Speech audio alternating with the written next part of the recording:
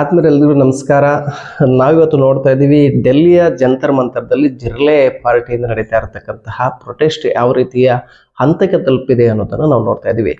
ಬಂಧುಗಳೇ, ಅಲ್ಲಿ ಸೇರ್ತಾ ಇರತಕ್ಕಂಥದ್ದು ಏನು ಕಾಕ್ರೋಚ್ ಜನತಾ ಪಾರ್ಟಿ ಮೊದಲಿಗೆ ಪ್ರಾರಂಭ ಮಾಡಿದ್ದು ನೀಟ್ ಪರೀಕ್ಷೆಯಲ್ಲಿ ಎಲ್ಲೋ ಒಂದು ಕಡೆ ಅಕ್ರಮವಾಗಿದೆ, ವಿದ್ಯಾರ್ಥಿಗಳಿಗೆ ನ್ಯಾಯ ಆಗಬೇಕು ಅಂತೇಳಿ ಅಭಿಜಿತ್ ದೀಪ್ಕೆ ಅಂತೇಳಿ ವ್ಯಕ್ತಿ ಸ್ಥಾಪನೆ ಮಾಡಿದಂತಹ ಈ ಒಂದು ಕಾಕ್ರೋಚ್ ಜನತಾ ಪಾರ್ಟಿಯಿಂದ ಒಂದು ಪ್ರೊಟೆಸ್ಟ್ ಸ್ಟಾರ್ಟ್ ಆಗುತ್ತೆ. ಆ ಸ್ಟಾರ್ಟ್ ಆದ ಸಂದರ್ಭದಲ್ಲಿ ಕೆಲವು ಮಂದಿಗಳು ಅಲ್ಲಿ ಸೇರುವಂಥ ಪ್ರಯತ್ನ ಆಗುತ್ತೆ. ಇದನ್ನು ಹೊರತುಪಡಿಸಿ ಅವರು ಏನು ಪರಿಸರವಾದಿಗಳು ಅಂತ ಕರೀತಾರೆ, ವಾಂಗ್ಚುಂಗನ್ನು ಅಲ್ಲಿ ಕರ್ಕೊಂಬರ್ತಾರೆ. ಅಲ್ಲಿ ಉಪವಾಸವನ್ನು ಪ್ರಾರಂಭವನ್ನು ಮಾಡ್ತಾರೆ. ತದನಂತರ 20 ದಿವಸಗಳ ನಂತರ ಪ್ರಾಣಕ್ಕೆ ಎಲ್ಲೋ ಒಂದು ಕಡೆ ಅಪಾಯ ಆಗುತ್ತೆ ಅಂತೇಳಿ ಅವರನ್ನು ಆಸ್ಪತ್ರೆಗೆ ಸೇರಿಸುವಂಥ ಕೆಲಸವನ್ನು ಸರ್ಕಾರ ಮಾಡುತ್ತೆ. ಆ ಒಂದು ನೆಪವನ್ನು ಇಟ್ಕೊಂಡು ನಾವು ಏನು ಲೋಕಸಭೆ ಮುತ್ತಿಗೆ ಹಾಕ್ತೀವಿ ಅಂಥೇಳಿ ಅವರು ಒಂದು ಪ್ರಾರಂಭವನ್ನು ಮಾಡ್ತಾರೆ. ಅಲ್ಲಿಂದ ಒಂದು ಕಡೆ ಈ ಒಂದು ಏನು ಪ್ರತಿಭಟನೆ ಯಾವ ರೀತಿ ತಿರುಗುತ್ತೆ ಅಂದರೆ, ಒಂದು ಕಡೆ ಇವತ್ತು ಡೆಲ್ಲಿಯಲ್ಲಿ ಹಿಂಸಾಚಾರವನ್ನು ಪಡ್ಕೊಂಡಿರ್ತಕ್ಕಂಥ ಸನ್ನಿವೇಶ. ಬಂಧುಗಳೇ, ಇಲ್ಲಿ ಯಾರೇ ಅಪರಾಧಿಗಳಾಗಿದ್ರು ಕೂಡ ನರೇಂದ್ರ ಮೋದಿ ಆಗಿರ್ಬೋದು, ಧರ್ಮೇಂದ್ರ ಪ್ರಧಾನ್ ಆಗಿರ್ಬೋದು, ಶಿಕ್ಷಕ ವೃಂದದವರಾಗಿರ್ಬೋದು, ನೀಟ್ ಒಂದು ಅಕ್ರಮ ಅನ್ನತಕ್ಕಂಥದ್ದು ಒಂದಷ್ಟು ಮಕ್ಕಳು 20 ಮಕ್ಕಳು ಪ್ರಾಣವನ್ನು ಕಳ್ಕೊಂಡಿದ್ದರು. ನಿಜಕ್ಕೂ ಕೂಡ ನಾವೆಲ್ಲರೂ ಕೂಡ ತಲೆ ತಗ್ಗಿಸುವಂಥ ಕೆಲಸ. ಈ ಒಂದು ವ್ಯವಸ್ಥೆಯೊಳಗೆ ಆ ಮಕ್ಕಳಿಗೆ ನ್ಯಾಯ ಒದಗಿಸಬೇಕು ಅನ್ನತಕ್ಕಂಥ ದೃಷ್ಟಿಲಿ ಯಾವುದೇ ಸಂಶಯ ಇಲ್ಲ. ಆ ಮಕ್ಕಳಿಗೆ ನ್ಯಾಯ ಸಿಗಬೇಕು ಅನ್ನತಕ್ಕಂಥದ್ದು. ಆದರೆ ಈ ಒಂದು ಹೋರಾಟದ ಸ್ಥಿತಿ ಯಾವ ರೀತಿ ಬದಲಾಗಿದೆ ಅಂತ ಹೇಳಿದ್ರೆ, ಯಾರೋ ಒಬ್ಬ ವ್ಯಕ್ತಿ ಏನಂತ ಹೇಳ್ತಾನೆ ಅಂದರೆ, ಭಾರತವನ್ನು ನೇಪಾಳ ಮತ್ತು ಬಾಂಗ್ಲಾವಾಗಿ ನಾವು ಮಾಡ್ತೇವೆ, ಏನು ಒಂದು ಇದಿದೆಯಲ್ಲ ಲೋಕಸಭಾ ಒಂದು ಭವನ ಇದೆ, ಅದನ್ನು ನಾವು ಒಡೆದಾಕ್ತೇವೆ, ನಾಶವನ್ನು ಮಾಡ್ತೇವೆ ಅನ್ನತಕ್ಕಂಥ ಒಬ್ಬ ಹೇಳಿಕೆ ಕೊಡ್ತಾರೆ.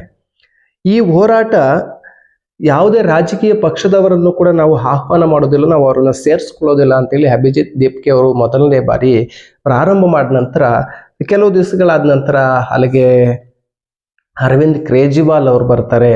ತದನಂತರ ಈ ಒಂದು ಪ್ರೊಟೆಸ್ಟು ಬಲವಾದ ನಂತರ ಕಾಂಗ್ರೆಸ್ ಪಾರ್ಟಿಯವರು ಸೇರಿಸ್ಕೋತಾರೆ.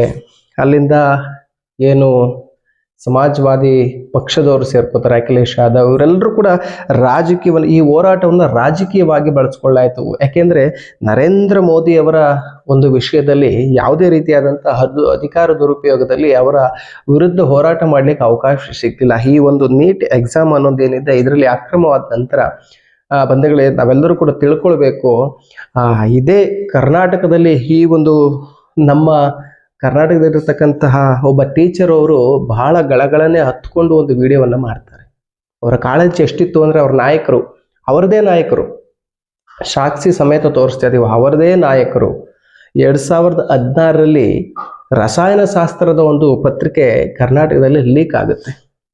ಇದೇನಾಗುತ್ತೆ, 10 ದಿವಸದಲ್ಲಿ 2 ಬಾರಿ ಲೀಕ್ ಆದನ್ಸದ್ದು 2 ಲಕ್ಷ ವಿದ್ಯಾರ್ಥಿಗಳ ಭವಿಷ್ಯವನ್ನು ಎಲ್ಲೋ ಒಂದು ಕಡೆ ಹಾಳು ಮಾಡುವಂಥ ಸನ್ನಿವೇಶಕ್ಕೆ ಒತ್ತಿದಾಗ್ತದೆ. ಇಡೀ ಕರ್ನಾಟಕ ಅವತ್ತು ಹೋರಾಟವನ್ನು ಮಾಡ್ತದೆ.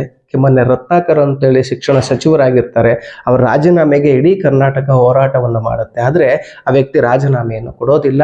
ಸಿದ್ದರಾಮಯ್ಯನವರು ಕೂಡ ಅದಕ್ಕೆ ಪೂರ್ಣವಾದಂಥ ತನಿಖೆಯನ್ನು ಪ್ರಾರಂಭ ಮಾಡೋದಿಲ್ಲ. ಅವತ್ತು 2 ಲಕ್ಷಕ್ಕೆ ವಿದ್ಯಾರ್ಥಿಗಳಿಗೆ ನೋವಾದಾಗ ಯಾರೂ ಸಹ ಇಲ್ಲಿ ನೋವಾಗಿದೆ ಅಂತೇಳಿ ಬಂದು ಮುಂದೆ ಹೇಳಿಕೆಗಳನ್ನು ಶಿಕ್ಷಕರು ಕೊಡಲಿಲ್ಲ, ಮತ್ತು ಅದರ ತನಿಖೆ ಕೂಡ ಅಲ್ಲಿಗೆ ನಿಂತೊಯ್ದು ಪ್ರಕರಣವನ್ನು ನಿಲ್ಲಿಸಲಾಯಿತು. ಆದರೆ ಡೆಲ್ಲಿಯಲ್ಲಿ ನಡೀತಾ ಇರ್ತಕ್ಕಂಥ ಜಂತರ್ ಮಂತರ ಇದರಲ್ಲಿ ಒಬ್ಬ ವ್ಯಕ್ತಿ ಬರ್ತಾರೆ, 370 ಏನು ಕಾಯ್ದೆಯನ್ನು ಮರುಸ್ಥಾಪಿಸಬೇಕು, ಎಲ್ಲಿ ಜಮ್ಮು ಕಾಶ್ಮೀರದಲ್ಲಿ ಇವರು ಹೋರಾಟ ಮಾಡ್ತಾ ಇರ್ತಕ್ಕಂಥದ್ದು ನೀಟ್ ಪರೀಕ್ಷೆ ಬಗ್ಗೆ.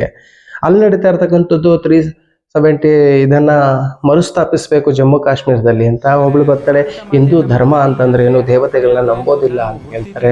ಮತ್ತೊಬ್ಬ ಬರ್ತಾನೆ, ಕರ್ನಾಟಕದಲ್ಲಿರ್ತಕ್ಕಂತಹ ವ್ಯಕ್ತಿ ಯಾರು, ಪ್ರಕಾಶ್ ರೈ, ನನಗೆ ಹಿಂದಿನೇ ಬರೋದಿಲ್ಲ, ನಾನು ಹಿಂದಿ ಭಾಷೆಗನಲ್ಲ, ನನಗೂ ಅದಕ್ಕೂ ದೂರ, ನಮ್ಮನ್ನು ಕರಿಬೇಡಿ ಅಂತೇಳಿ ಇಲ್ಲಿ ಭಾಷಣವನ್ನು ಮಾಡ್ತಾರೆ. ಆದರೆ ಅಲ್ಲೋಗಿ ವೇದಿಕೆ ಮೇಲೆ ನಿಂತ್ಕೊಂಡು ಹಿಂದಿಯಲ್ಲಿ ಭಾಷಣವನ್ನು ಮಾಡ್ತಾರಲ್ಲ, ಅದು ಅವ್ರ ವೈಯಕ್ತಿಕ ಹೋರಾಟ. ಆದರೆ ಸಿದ್ಧಾಂತವನ್ನು ಮರೆತು ಎಲ್ಲೋ ಒಂದು ಕಡೆ ಇದು ಹೋರಾಟದ ಹಾದಿ ತಪ್ಪದಲ್ಲ. ಈ ಹೋರಾಟ ಎಲ್ಲಿ ಪ್ರಾರಂಭವಾಯಿತು, ವಿದ್ಯಾರ್ಥಿಗಳ ಏಕಾಏಕಿ ಯಾರು ಕೂಡ ಪೊಲೀಸ್ನವರು ಲಾಠಿ ಚಾರ್ಜನ್ನು ಶುರು ಮಾಡಲಿಲ್ಲ. ಈಗ ಅಭಿಜಿತ್ ದೀಪ್ಕೆ ಒಂದು ಕಾರ್ಯಕ್ರಮವನ್ನು ಮಾಡಬೇಕಾದ್ರಲ್ಲಿ ಪೊಲೀಸರ ಮೇಲೆ, ನಮ್ಮ ಇಂಡಿಯನ್ ಆರ್ಮಿ ಮೇಲೆ ಅವ್ರು ಏನು ಮಾಡ್ತಾರೆ ಅಂತ ಹೇಳಿದ್ರೆ ದಾಳಿಯನ್ನು ಮಾಡ್ತಾರೆ. ಅಲ್ಲಿರ್ತಕ್ಕಂಥ ಆರ್ಮಿ ವ್ಯಕ್ತಿ ಮೇಲೆ ದಾಳಿಯನ್ನು ಮಾಡಿದ ಸಂದರ್ಭದಲ್ಲಿ ಅದೊಂದು ವಿಕೋಪ ಆಗುತ್ತಲ್ಲ ಪ್ರತಿಭಟನೆ, ಆಗ ಅಲ್ಲಿ ಲಾಠಿ ಚಾರ್ಜನ್ನು ಮಾಡಲಾಗ್ತದೆ. ಅಲ್ಲಿಂದ ಪ್ರಾರಂಭವಾದಂತಹ ಇದನ್ನ ಅಲ್ಲಿ ಲಾರಿಗಳನ್ನ ತರಿಸ್ಕೊಂಡಿರ್ತಾರೆ, ಅಲ್ಲಿ ಕಲ್ಲುಗಳನ್ನ ಇಟ್ಕೊಂಡಿರ್ತಾರೆ. ಆಮೇಲೆ ಪೆಪ್ಪರ್ ಸ್ಪ್ರೇಗಳನ್ನ ಪೊಲೀಸರ ಮೇಲೆ ನೀವು ನೋಡ್ತಾ ಇದ್ದೀರಿ ಇಲ್ಲಿ ವಿಡಿಯೋದಲ್ಲಿ ಎಲ್ಲವನ್ನು ಸಂಕ್ಷಿಪ್ತವಾಗಿ ತೋರಿಸ್ತಾ ಇದ್ದೀವಿ. ಪೊಲೀಸರ ಮೇಲೆ ಅಲ್ಲಿ ಸ್ಪ್ರೇಯನ್ನು ಮಾಡ್ತಾರೆ, ಮಹಿಳಾ ಪೊಲೀಸ್ ಮೇಲೆ ಅವರು ದಾಳಿಯನ್ನು ಮಾಡ್ತಾರೆ. ಮತ್ತು ಅಲ್ಲಿರತಕ್ಕಂಥ ಮಹಿಳಾ ಪತ್ರಕರ್ತರಿಗೆ ಅಸಭ್ಯವಾಗಿ ವರ್ತಿಸುವಂತಹ ಒಂದು ಸನ್ನಿವೇಶ ನೀವು ನೋಡ್ತಾ ಇದ್ದೀರಿ. ಅಲ್ಲಿರ್ತಕ್ಕಂಥ ಹೋರಾಟಗಾರರು ಇವರೆಲ್ಲರೂ ಯಾರು ಕೂಡ ವಿದ್ಯಾರ್ಥಿ ಹೋರಾಟಗಾರರಲ್ಲ. ಏಕೆಂದರೆ ನೀಟ್ ಪರೀಕ್ಷೆಯನ್ನ ಯಾರು ಪ್ರಶ್ನೆ ಪತ್ರಿಕೆಯನ್ನು ಲೀಕ್ ಮಾಡಿದ್ರು, ತಯಾರಿಸಿದಂಥ ಎಲ್ಲ ಶಿಕ್ಷಕರನ್ನು ಕೂಡ ಅವರಿಗೆ ಬಂಧಿಸಿ ಅವರ ಬಗ್ಗೆ ವಿಚಾರಣೆಯನ್ನು ನಡೀತಾ ಇದೆ ಆಗಲೇ. ಅದಾಗಿಯೂ ಕೂಡ ಈ 2ನೇ ಬಾರಿ ನೀಟ್ ಪರೀಕ್ಷೆಯನ್ನ ಬಹಳ ಅತ್ಯುತ್ತಮವಾಗಿ ಪ್ರಶ್ನೆ ಪತ್ರಿಕೆಗಳನ್ನ ಅದೊಂದು ಗೌಪ್ಯವಾಗಿ ಅದೊಂದು ಒಂದು ಸೆಕ್ಯೂರಿಟಿ ಸಿಸ್ಟಮ್ ಅಲ್ಲಿ ತೆಗೆದುಕೊಂಡು ಹೋಗುವಂತದ್ದು ಎಲ್ಲರೂ ಕೂಡ ಪರೀಕ್ಷೆಯನ್ನ ಬರೆದಿದ್ದೀವಿ ಅಂತೇಳಿ ಖುಷಿಯನ್ನ ಪಡ್ತಾ ಇದ್ದಾರೆ. ನೀಟ್ ಪರೀಕ್ಷೆಯನ್ನು ಬರೆದಂತ ವಿದ್ಯಾರ್ಥಿಗಳು ಮತ್ತು ನೀಟ್ ಪರೀಕ್ಷೆಯನ್ನು ಮತ್ತೊಮ್ಮೆ ಅದು ಏನು ಕ್ವಶನ್ ಪೇಪರ್ ತಯಾರು ಮಾಡಿದ್ರಲ್ಲ, ಆ ಎಲ್ಲ ಶಿಕ್ಷಕರನ್ನು ಪರೀಕ್ಷೆ ಮುಗಿಯುವವರೆಗೂ ಕೂಡ ಯಾರನ್ನು ಕೂಡ ಈಚೆಗೆ ಬಿಡಲಿಲ್ಲ. ಅವರನ್ನ ಬಂಧನದಲ್ಲಿ ಇರಿಸಲಾಯಿತು. ಅವ್ರಿಗೆ ಯಾವ ರೀತಿ ಮೊಬೈಲ್ಗಳನ್ನು ಕೊಡಲಿಲ್ಲ, ಅವ್ರನ್ನ ಈಚೆಗಡೆ ಯಾರ ಜೊತೆನೂ ಕೂಡ ಮಾತಾಡಲಿಕ್ಕೆ ಚರ್ಚೆಯನ್ನು ಮಾಡಲಿಕ್ಕೆ ಬಿಡಲಿಲ್ಲ. ಪ್ರಶ್ನೆ ಪತ್ರಿಕೆ ಪ್ರಾರಂಭವಾಗಿದ್ದ ದಿವಸ ಎಕ್ಸಾಮ್ ಮುಗಿದವರೆಗೂ ಕೂಡ ಅವರನ್ನು ಈಚೆಗೆ ಬಿಡದೇ ಇರುವಂಥ ಕೆಲಸ ಇಲ್ಲಿ ಬಂದಿರತಕ್ಕಂಥದ್ದು. ಮಿತ್ರರೇ, ಇಲ್ಲಿ ಹೋರಾಟ ಮಾಡ್ತಾ ಇರೋ ಎಕ್ಸಾಮ್ ಮುಗಿದಾಯಿತು, ವಿದ್ಯಾರ್ಥಿಗಳೆಲ್ಲರೂ ಕೂಡ ಖುಷಿಯಿಂದ ಅವರವ್ರ ಕಾರ್ಯದಲ್ಲಿ ನಿರತರಾಗಿದ್ದಾರೆ. ಯಾರು ಕೂಡ ನನಗಿಲ್ಲಿ ನೋವಾಗಿದೆ, ಪರೀಕ್ಷೆಯಿಂದ ನಾನು ಕಳ್ಕೊಂಡಿದ್ದೀನಿ ಅಂತೇಳಿ ಯಾರೂ ಬಂದು ಪ್ರತಿಭಟನೆ ಮಾಡ್ತಾ ಇಲ್ಲ. 20 ಜನ ಸಾವನ್ನಪ್ಪಿದ್ದಾರೆ, ಅದಕ್ಕೊಂದು ನ್ಯಾಯ ಸಿಗಬೇಕು, ಅದೊಂದು ತನಿಖೆ ಆಗಬೇಕು. ಯಾರು ಈ ಸಾವಿಗೆ ಕಾರಣಕರ್ತರಾಗ ಅವ್ರ ಮೇಲೆ ಕ್ರಮವನ್ನು ಕೈಗೊಳ್ಳಬೇಕು, ಇದರಲ್ಲಿ ಯಾವುದೇ ಸಂಶಯ ಇಲ್ಲ. ಆದರೆ ಹೋರಾಟದ ಹಾದಿ ದಿಕ್ಕು ತಪ್ತಾ ಇದೆಯಲ್ಲ, ಹೋರಾಟ ಅನ್ನೋ ಸಾಮಾಜಿಕವಾಗಿ ರಾಜಕೀಯವಾಗಿ ಬದಲಾವಣೆ ಆಯಿತು. ವಿರೋಧ ಪಕ್ಷಗಳು ಇದನ್ನು ಅಸ್ತ್ರವಾಗಿ ಪಡ್ಕೊಂಡ್ವು. ಆದರೆ ಅಲ್ಲಿ ಹೋರಾಟ ಮಾಡ್ತಿದ್ದಂತಹ ಪರಿಸ್ಥಿತಿಗಳು ಯಾವ್ಯಾವ ರೀತಿ ವಿಕೋಪಕ್ಕೆ ಹೋದ್ರು. ನಾವೇ ಮೊದಲೇ ಹೇಳಿದ್ವಲ್ಲ, ಪೆಪ್ಪರ್ ಸ್ಪ್ರೇ, ಕಲ್ಲುಗಳನ್ನು ತರಲಾಯಿತು. ಒಬ್ಬ ವ್ಯಕ್ತಿ ನೇಪಾಳ ಬಾಂಗ್ಲಾದಂಥ ದಂಗೆ ಏಳಿಸ್ತೀವಿ, ಲೋಕಸಭಾ ಭವನವನ್ನು ಕಟ್ಟಡವನ್ನು ಧ್ವಂಸ ಮಾಡ್ತೀವಿ. ಇದು ಯಾವ ರೀತಿಯಾದಂಥ ಹೋರಾಟ? ನಿಜವಾಗ್ಲೂ ಅಲ್ಲಿ ಬಂದಿರತಕ್ಕಂಥದ್ದು ಯಾರು ವಿದ್ಯಾರ್ಥಿಗಳಲ್ಲ, ಕೆಲವು ಮಂದಿ ವಿದ್ಯಾರ್ಥಿಗಳನ್ನು ಕರ್ಕೊಂಡು ಅಲ್ಲಿ ಏನೋ ಒಂಥರ ಈ ದೇಶದ ಅರಾಜಕತೆಯನ್ನು ಸೃಷ್ಟಿಸಬೇಕು, ಇಲ್ಲಿ ದಂಗೆಯನ್ನು ಎಬ್ಬಿಸಬೇಕು. ಅಟಲ್ ಬಿಹಾರಿ ವಾಜಪೇಯಿಯವರು ಬಹಳ ಅದ್ಭುತವಾಗಿ ಒಂದು ಮಾತು ಹೇಳ್ತಾರೆ, ಕಾಂಗ್ರೆಸ್ನವರು ಅಧಿಕಾರದಲ್ಲಿ ಇರೋದಕ್ಕಿಂತ ಹೆಚ್ಚಾಗಿ ಅಧಿಕಾರದಲ್ಲಿ ಇಲ್ಲದೇ ಇದ್ದಾಗಲೇ ಅಪಾಯಕಾರಿ, ಬಹಳಷ್ಟು ಅಪಾಯಕಾರಿ ಅಂತೇಳಿ. ಹಾಗಾಗಿ ಎಲ್ಲ ಮಿತ್ರ ಪಕ್ಷಗಳನ್ನು ವಿರೋಧ ಪಕ್ಷಗಳನ್ನು ಸೇರಿಸ್ಕೊಂಡು ರಾಹುಲ್ ಗಾಂಧಿಯವರು ಭಾಳ ಒಂದು ಸಣ್ಣದಾಗಿ ಒಂದು ಪ್ರಶ್ನೆ ಕೇಳ್ಬೋದು. ಇವತ್ತು ನರೇಂದ್ರ ಮೋದಿ ಅವ್ರ ಮನೆ ಮುಂದಗಡೆ ಹೋಗಿ ಕೂತ್ಕೊಂಡು ರಾಜೀನಾಮೆಯನ್ನು ಕೇಳ್ತಾರಲ್ಲ, 2014 ರಾಜೀನಾಮೆಯನ್ನು ಕೊಡ್ಲಿಕ್ಕೆ ಆಗಲಿಲ್ಲ. ನಿಮ್ಮ ಇದೇ ಸರ್ಕಾರದಲ್ಲಿ ಪೇಪರ್ ಲೀಕ್ ಆದಾಗ ನಿಮ್ಮ ಅವಧಿಯಲ್ಲಿ ಬಹಳಷ್ಟು ಬಾರಿ ಪೇಪರ್ ಲೀಕ್ ಆಗಿದ್ದಾವೆ. ಮೂಡ ಸೈಟನ್ನು ಕದ್ರು, ಆವಾಗ ರಾಜೀನಾಮೆಯನ್ನು ಕೊಡಲಿಲ್ಲ. ಇಲ್ಲೆಲ್ಲ ಆದರೆ ಅಧಿಕಾರಿಗಳ ಒಂದು ವೈಫಲ್ಯದಿಂದ ಹೀಗಾಯಿತು ಅಂತ ಹೇಳ್ತೀರಿ. ಅಲ್ಲಿ ಧರ್ಮೇಂದ್ರ ಪ್ರಧಾನ್ ಅವರ ಕಚೇರಿಯಿಂದ ಪೇಪರ್ಗಳು ಎಲ್ಲೂ ಕೂಡ ಡಿಸ್ಟ್ರಿಬ್ಯೂಟ್ ಆಗಲಿಲ್ಲ, ಅವರ ಮನೆಯಿಂದ ಡಿಸ್ಟ್ರಿಬ್ಯೂಟ್ ಆಗಲಿಲ್ಲ, ಪ್ರಧಾನ್ ಅವರ ಸಹಿ ಮಾಡಿದಂಥದ್ದು ಎಲ್ಲೂ ಕೂಡ ಆಗಲಿಲ್ಲ. ಅಲ್ಲಿ ಏನು ಶಿಕ್ಷಕರಿದ್ರೋ, ಅಧಿಕಾರಿಗಳವರಿದ್ರೋ ಅವರೆಲ್ಲರನ್ನ ವಶಕ್ಕೆ ಪಡಲಾಗಿದೆ. ಅವರ ವಿರುದ್ಧ ಒಂದು ತನಿಖೆಯನ್ನು ಪ್ರಾರಂಭ ಮಾಡಲಾಗಿದೆ. ಸತ್ತಂಥ ಒಂದು ವಿದ್ಯಾರ್ಥಿಗಳಿಗೆ ನಾವು ಕೂಡ ಹೇಳ್ತೇವೆ, ಅವ್ರಿಗೊಂದು ಪರಿಹಾರ ಕೊಡೋದ್ರಿಂದ ಅದ ಜೀವ ಬರೋದಿಲ್ಲ. ಆದರೆ ಪರಿಹಾರದ ಮುಖಾಂತರ ಆ ನೊಂದ ಕುಟುಂಬಗಳಿಗೆ ಆಸರೆ ಆಗಬೇಕಿದ್ರೆ ನರೇಂದ್ರ ಮೋದಿ ಅವರು ಬಹಳಷ್ಟು ತ್ವರಿತಗತಿಯಲ್ಲಿ ಮಾಡಬೇಕು. ಬರುವಂತಹ ದಿನಗಳಲ್ಲಿ ಎಕ್ಸಾಮ್ಗಳನ್ನು ತಾವು ಹೇಳ್ತೀವಿ ಬಹಳ ಸೂಕ್ಷ್ಮವಾಗಿ ಮತ್ತು ಪಾರದರ್ಶಕವಾಗಿ ನಡೆಸುವಂತಹ ಒಂದು ವ್ಯವಸ್ಥೆಯನ್ನು ಜಾರಿಗೆ ತರಬೇಕು ಅನ್ನತಕ್ಕಂಥದ್ದನ್ನು ಈಗ ತಾವು ಅದಕ್ಕೆ ಹೊಸ ಒಂದು ಸಿಸ್ಟಮೆಟಿಕ್ ಆಗಿ ನಡೆಯುವಂಥ ವ್ಯವಸ್ಥೆಯನ್ನು ತಾವು ಗಮನದಲ್ಲಿಟ್ಕೊಂಡು ಇಂತಹ ಒಂದು ಸನ್ನಿವೇಶ ಮರುಕಳಿಸಬಾರ್ದು. ವಿದ್ಯಾರ್ಥಿಗಳು ಭವಿಷ್ಯ ಭಾರತದ ಸತ್ಪ್ರಜೆಗಳು, ಅವರಿಗೆ ನೋವಾಗದೇ ಇರೋ ರೀತಿಯಲ್ಲಿ ನಡೆಸಬೇಕು ಅಂಥೇಳಿ ಕರ್ನಾಟಕದಲ್ಲಿ ಎಲ್ಲರೂ ಕೂಡ ಬಹಳಷ್ಟು ಜನ ಹೋರಾಟಗಳನ್ನು ಮಾಡ್ತಾ ಇದ್ದಾರೆ ಬೀದಿಗಳಿದು. ಆದರೆ ಒಂದು ಕಣ್ಣಿಗೆ ಸುಣ್ಣ, ಒಂದು ಕಡೆಗೆ ಬೆಣ್ಣೆ. ಯಾವುದೋ ಒಂದು ರೀತಿಯಲ್ಲಿ ಯಾರನ್ನೋ ಪ್ರತಿಪಾದನೆ ಮಾಡಿಕೊಂಡು ಯಾರನ್ನೋ ಟಾರ್ಗೆಟ್ ಮಾಡ್ಕೊಂಡು ಹೋರಾಟ ಮಾಡೋದಲ್ಲ. ಈ ಪರೀಕ್ಷೆ ಆಗಿದೆ, ಈ ಥರ ಆಗಬೇಕು, ಪರೀಕ್ಷೆಗೆ ಮುಂದಿನ ದಿನಗಳಲ್ಲಿ ಬೇಡಿಕೆ ಸರಿಯಾಗಿದೆ, ಇಲ್ಲ ಅಂತ ಹೇಳಲಿಕ್ಕಿಲ್ಲ. ಮುಂದಿನ ದಿನಗಳಲ್ಲಿ ಈ ಥರ ಸರಿಯಾಗಬೇಕು ವಿಡಿಯೋ ಅಂತಕ್ಕಂಥದ್ದು. ಈ ಪೂರ್ಣಿಮಾ ಹೆಗಡೆ ಅಂತೇಳಿ ಕರ್ನಾಟಕದ ಶಿಕ್ಷಕಿ. ಬಹಳ ಹತ್ಕೊಂಡು ಏನೋ ಆಗ್ಬಿಟ್ಟಿದೆ ಇದರಲ್ಲಿ. ಅಮ್ಮ ತಾಯಿ ಎಲ್ಲರೂ ಪರೀಕ್ಷೆಯನ್ನು ಬರೆದಿದ್ದಾರೆ ಮಕ್ಕಳು, ಆದರೆ ಒಂದ್ಸಲಿ ಇದಾಗಿತ್ತು, ಮಕ್ಕಳು ಎಷ್ಟು ಪ್ರಾಣವನ್ನು ಕಳ್ಕೊಂಡ್ರು. ಇವಾಗ ಪ್ರಾಣ ಕಳ್ಕೊಂಡ್ರು, ಅವ್ರಿಗೂ ಬೆಲೆ ಇದೆ.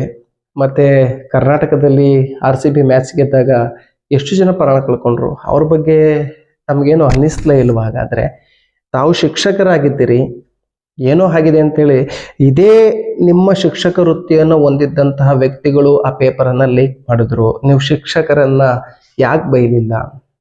ನಿಮಗೆ ಎಲ್ಲೋ ಒಂದು ಕಡೆ ಭ್ರಮ ನಿರಸನ ಆಗಿದೆ. ನೀವು ಯಾರೋ ಒಂದು ಪಾರ್ಟಿಯ ವಕ್ತಾರರಾಗಿ ಇದನ್ನು ಬಿಂಬಿಸೋದು ಸರಿಯಿಲ್ಲ. ಈ ಒಂದು ಕಣ್ಣೀರಿನ ಕತೆ ಇಲ್ಲಿಗೆ ಸಾಲೋದಿಲ್ಲ.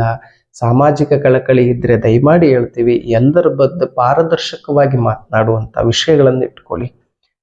ನಮ್ಮ ನಾಯಕರು ಮಾಡಿದಾಗ ತಪ್ಪು, ನಾವು ನರೇಂದ್ರ ಮೋದಿಯವರನ್ನು ವೆಚ್ಚಿಸ್ಕೊಳ್ತಾ ಇಲ್ಲ. ನರೇಂದ್ರ ಮೋದಿಯವರು ಇವತ್ತು ವಿದ್ಯಾರ್ಥಿಗಳಿಗೆ ನ್ಯಾಯವನ್ನು ಒದಗಿಸ್ಕೊಡ್ತೀವಿ ಅಂತ ಹೇಳ್ತಾರಲ್ಲ, ಈ ಮಾತು ಯಾವಾಗ ಬದಬೇಕಾಗಿತ್ತು ಅಂದ್ರೆ, ಆ ವಿದ್ಯಾರ್ಥಿಗಳು ಸತ್ತ ನಂತರ ಅವ್ರಿಗೆಲ್ಲೋ ಒಂದು ಕಡೆ ಒಂದು ಆಸರೆ ಆಗುವಂಥದ್ದು, ಆ ಕುಟುಂಬಗಳನ್ನು ಕರೆದು ಮಾತನಾಡುವಂಥದ್ದು, ಮತ್ತು ಈ ಪತ್ರಿಕೆ ಲೀಕ್ ಆದಾಗಲೇ ವಿದ್ಯಾರ್ಥಿಗಳಿಗೆ ಕ್ಷಮೆಯನ್ನು ಯಾಚನೆಯನ್ನು ಮಾಡಬೇಕಾಗಿದ್ದು ನರೇಂದ್ರ ಮೋದಿ ಅವರು ಇವತ್ತು ಪತ್ರಿಕಾಗೋಷ್ಠಿಯನ್ನು ಮಾಡಿ ಎಲ್ಲೋ ಒಂದು ಕಡೆ ಹೇಳೋದು. ಬಟ್ ನರೇಂದ್ರ ಮೋದಿ ಅವ್ರದ್ದು ತಪ್ಪಿದೆ ಇಲ್ಲ ಅಂತ ನಾವು, ಆದರೆ ಪಾರದರ್ಶಕವಾಗಿ ಈ ದೇಶದಲ್ಲಿ ಯಾವುದೇ ವಿಚಾರ ಆಗಲಿ ಅದನ್ನು ರಾಜಕೀಯಗೊಳಿಸ್ತೇನೆ.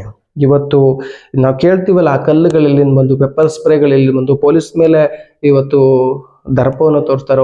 ಗರ್ಭಿಣಿ ಪೊಲೀಸು ಅಧಿಕಾರಿ ಅವ್ರ ಮೇಲೆ ಅಟ್ಯಾಕನ್ನು ಮಾಡ್ತಾರೆ, ಆರ್ಮಿ ವ್ಯಕ್ತಿಗಳ ಮೇಲೆ ಅಟ್ಯಾಕ್ ಮಾಡ್ತಾರೆ. ಇವರೆಲ್ಲ ಯಾರು? ಶಾಂತಿಯುತವಾದ ಪ್ರತಿಭಟನೆ ಉಗ್ರ ರೂಪಕ್ಕೆ ತಾಳ್ಬೇಕಾದ್ರ ಕಾರಣ ಏನು? ಅಲ್ಲಿ ನಡೀತಾ ಇರತಕ್ಕಂಥ ವಿಚಾರಗಳು ಬೇರೆ. ಹಾಗಾಗಿ ಯಾರು ಕೂಡ ಇದಕ್ಕೆ ಆಸ್ಪದವನ್ನು ಕೊಡದೇನೆ ಪಾರದರ್ಶಕವಾಗಿ ಬರುವಂಥ ದಿನಗಳಲ್ಲಿ ನೀಟ್ ಎಕ್ಸಾಮ್ ಆಗಿರ್ಬೋದು, ಬೇರೆ ಬೇರೆ ರೀತಿಯಾದಂತಹ ಸರ್ಕಾರದ ನಿಯಮಗಳು ಪಾರದರ್ಶಕವಾಗಿರಬೇಕು ಅನ್ನೋದಷ್ಟೇ ನಮ್ಮ ಆದ್ಯತೆ. ನಾಟಕಗಳು ಮತ್ತು ವೈಭವೀಕರಣಗಳು ಅಸ್ತಿತ್ವಗಳನ್ನು ದುಸ್ಥಿತಿಗೊಳಿಸುವಂತಹದ್ದು, ನಾವೇನೋ ಭವಿಷ್ಯದಲ್ಲಿ ಪ್ರತಿಷ್ಠಾಪಿಸ್ತೇವೆ ಏನೋ ಹೊಸದಾಗಿ ಅನ್ನತಕ್ಕಂಥದ್ದು, ಈ ಭ್ರಮ ನಿರಸನದಿಂದ ಎಲ್ಲರೂ ಕೂಡ ಈಚೆ ಬನ್ನಿ. ಪಾರದರ್ಶಕವಾಗಿರಬೇಕು ಅನ್ನೋದ್ರ ಬಗ್ಗೆ ಹೋರಾಟವನ್ನು ಮಾಡಿ. ಎಲ್ಲರಿಗೂ ನಮಸ್ಕಾರ.